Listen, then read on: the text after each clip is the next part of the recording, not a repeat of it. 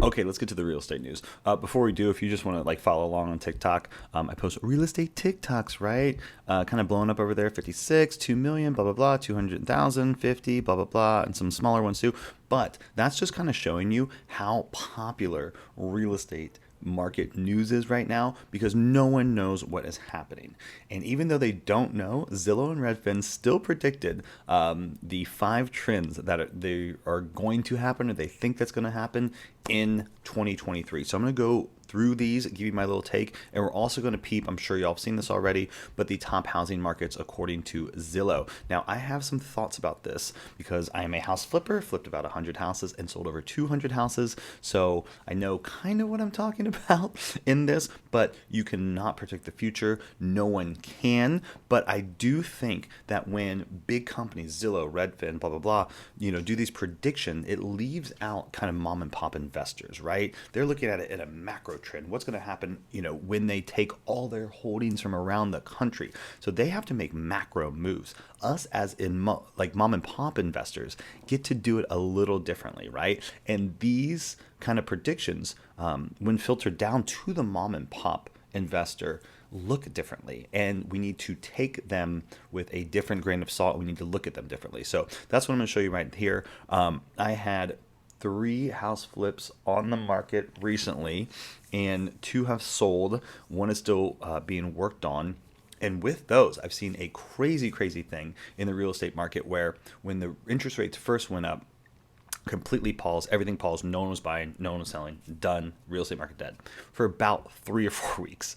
And then it came back, and what I'm seeing now, you have a literal general trend of a little longer days on market, a little more concessions, but it's still a strong market and people are still seeing it as a really strong market, and I like that. So let's just look at just this really, really brief thing about what's not on this hottest real estate markets. Now, you also have to look at this and say to yourself, okay, these top geographies are for kind of first time home buyers for the most part, or for people like a retail home buyer.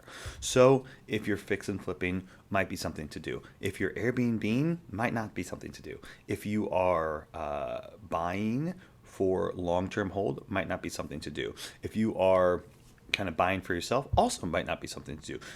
Just because it's hot doesn't mean this is the time to buy. This might be the time to sell because they're hot.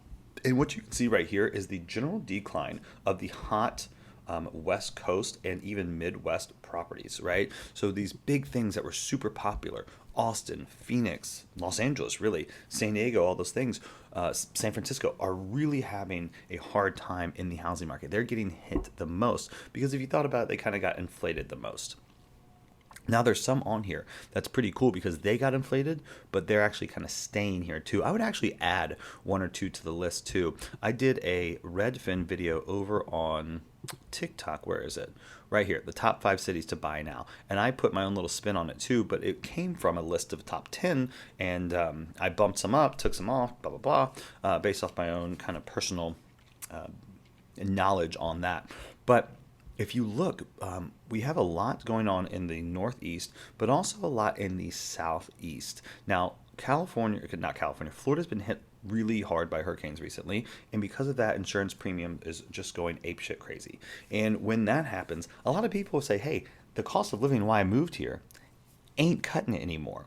I moved here to be cheap and to play with alligators or whatever the hell they did.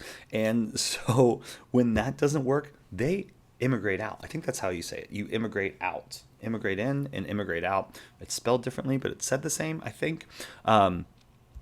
I mean, I'm a native English speaker. I should know the difference, but I don't.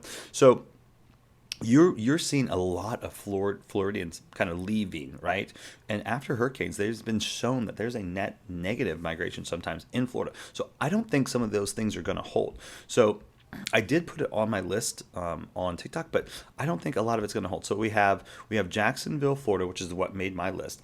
That might be okay. It's not super far from other really popular towns in Georgia and other towns in the Southeast, and it's beautiful, low cost of living, but a very hot market and also strong industry there. So that's That's a check. That's a good one. Miami, always going to be there because Miami kind of a jumping off point to South America. But some of these other hot places, Tampa, Cape Coral, all those things, Cape Coral rather, I think are kind of losing some value. And what also we see here is this huge rise. Tennessee, Georgia, South Carolina, North Carolina. I think they're going to be the big winners in the next 10 years. So I am house flipping in Charleston, South Carolina. It is incredibly popular to do and incredibly competitive.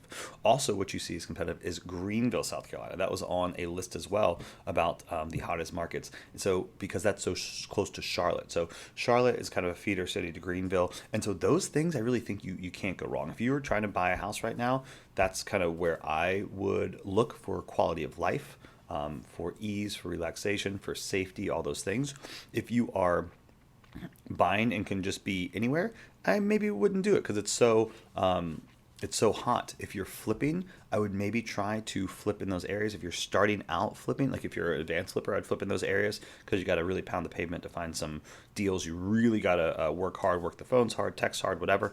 But if you're not doing that, if you just want to start out kind of recently, look at cities around it. I would look at cities around these really popular cities. You can go 10 miles out, you can go 20 miles out and find some really underrated, kind of underpriced areas that might really be a great entry point into the market if you are flipping or something like that. So I think that is pretty exciting.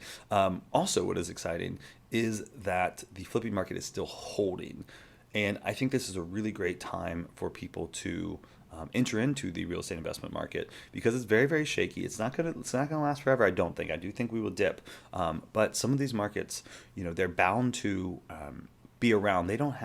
They're not bursting at the seams like a Phoenix, like an Austin, like a whatever. You still have a little bit of area to actually live, to actually move. So let's look at some of these trends. I know we're kind of already late in this video, but this is very interesting. So Redfin and Redfin specifically are winding down lots of their kind of auxiliary businesses. So after Redfin winds down its iBuying operation, it'll make most of its money by charging listing fees when a home sells through the platform. Most of Zillow's revenue will come from Premier Agent, its advertising service for real estate agents looking to serve prospective buyers. But we can see Redfin brokered 18,000 transactions, down 17%, not a lot. Zillow's Premier Agent revenue generated $312 million, down 13%. Also not a lot. Existing homes on the balance sheet. So this is where I think it's really interesting. And this is kind of what I'm doing too as a house flipper. I'm still going to pick off one or two things, but I'm not going to pick off things that you cannot refinance out and keep as a rental. Now, if I'm going to pick off something, by pick off I mean buy and flip it, my safety net is to be able to have it as a rental. So existing homes on the balance sheet. Redfin began winding down its home flipping business in the third quarter of last year, and the CEO said the company expects to own less than 85 million in homes by the end of January, then completely rid its inventory of homes by the end of the second quarter. So he said it may take longer. This could be exacerbated by shaky investor sentiment. Redfin economist predicts investors will purchase about 25% fewer homes than a year earlier. So definitely you can see that the housing flip market is kind of teetering and they're ready to get out. He said other iBuyers sold just 40% of the inventory they bought in Q2 compared to Redfin selling 67%. We have a really large head start on liquidating our inventory. So I think that's really interesting too, that they're getting out. They don't want to hold so much on the balance sheet because it's just all carrying costs. So in order to keep doing that, if you're a flipper, I would do what I'm doing, which is buy stuff that you could potentially refinance out of and keep as a rental if shit hits the fan. All right, like and subscribe to this channel. Comment about if you agree, disagree. I love learning from y'all. We can always learn something more, in my opinion, and I would love to hear y'all because I cover crypto on another channel, but my real estate people are really my people, and I'd love to connect with you. Hop on over also to Insta if you want to. Let me show you. And if you have any questions, you can hit me up over there at Steven_Clark.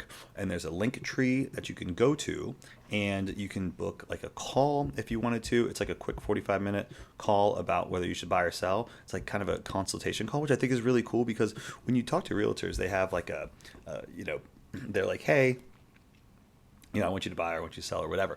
But this is like a consultation. Like, let's look at all your stuff. Let's look at everything. And let me just give you my thoughts on whether I would buy or sell right now. Maybe I would do a HELOC. Maybe I'd do a refinance. It just depends on your situation. There's probably stuff you're leaving on the table, or probably stuff you're not looking at, which I think would be really, really cool to discuss. And then if you are really wanting to get intense into real estate investing, you can do this coaching call. There's 2 coaching calls, one-on-one. $500, so about $250 per one. Spend about an hour on there, and you can text me whenever, you can talk to me whenever. And I have a huge network of people I can set you up with. If you need hard money, if you need private money, if you need a good mortgage person, if you need a good real estate people, if you need good wholesalers, like, I got you, boo. So you can do that. If you need Airbnb property management, I can hook you up with my property manager. Once again, Instagram, blah, blah, blah. So go over there, check those out, because that's really exciting. And I'm excited for those offerings. I make more money doing what I'm doing than, $99 for an hour, trust me. But it's fun. And I like to talk to fucking people that are in real estate too. I don't want to talk to crypto people all the time. All right. Bye.